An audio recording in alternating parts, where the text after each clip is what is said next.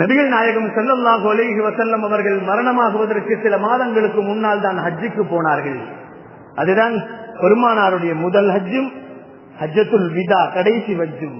பெருமான் ஸல்லல்லாஹு அலைஹி வஸல்லம் ஹஜ்ஜி பயணம் செய்கின்ற நேரத்திலே பெருமானார் நீண்டதொரு உரையை செய்தார்கள். அவர்களுடைய கடைசி உரை அதுதான். இந்த உலகம் முழுக்க முடியும் வரை, கியாமத் வரைக்கும் உண்டான எல்லா விஷயங்களையும் பெருமானார் ஸல்லல்லாஹு அலைஹி வஸல்லம் அவர்கள் அந்த உரையிலே அவர்கள் நிகழ்த்திவிட்டு போய்விட்டார்கள்.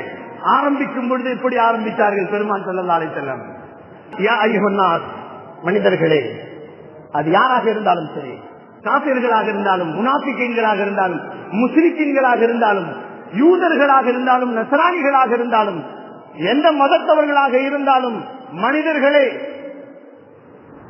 இன்ன ரப்புக்கும் வாஹிதுன், உங்களுக்கு ஒரே ரப்பு தான். இன்ன அபாக்கும் வாஹிதுன், உங்களுக்கு ஒரே தந்தை தான்.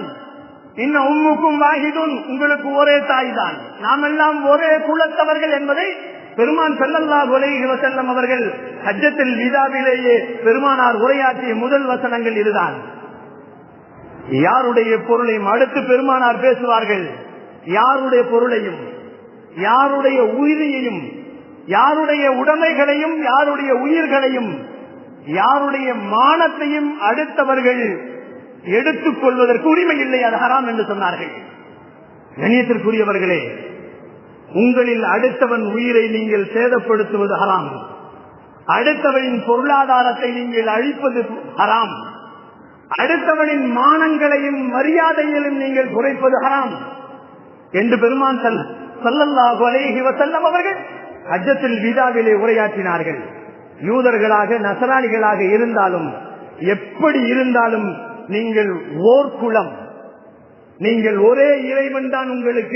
உங்களுக்கு ஒரே தகப்பன் தான் ஆதம் அலைஹிஸ்ஸலாம், உங்களுக்கு ஒரே தாய் தான் ஹவ்வா அலைஹிஸ்ஸலாம் என்று நபிகள் நாயகம் ஸல்லல்லாஹு அலைஹி வஸல்லம் இஸ்லாத்தினுடைய மிக முக்கியமான நேசத்தை பற்றி, மனித நேயத்தை பற்றி, மனிதாபிமானங்களை பற்றி பெருமானார் ஸல்லல்லாஹு அலைஹி வஸல்லம் அவர்கள் நமக்கு சொல்லித் தந்தார்கள். உலகத்திலேயே உயரிய தத்துவங்களில் இது ஒன்று தத்துவம்.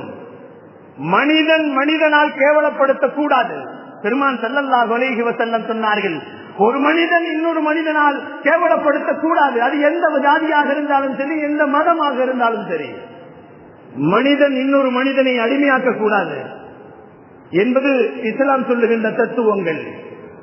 உயர்ந்தவன் தாழ்ந்தவன் என்ற ஏற்றத்தாழ்வுகள் இஸ்லாத்தில் இல்லை என்று பெருமான் ஸல்லல்லாஹு அலைஹி வஸல்லம் அவர்கள் நமக்கு சொல்லி தந்தார்கள்.